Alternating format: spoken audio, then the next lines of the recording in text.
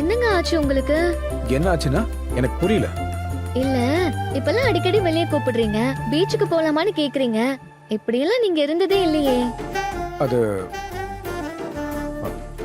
இனிமேலாம் அப்படிதான். சும்மா கேள்வி கேட்டுட்டு டைம் வேஸ்ட் பண்ணாம போய் ரெடி ஆகு போ. நானும் ரெடி ஆகுறேன். ஆ, சரிங்க, நான் ஒரு 5 நிமிஷத்துல ரெடி ஆயிட்டு வந்துடுறேன். ம். ஆ,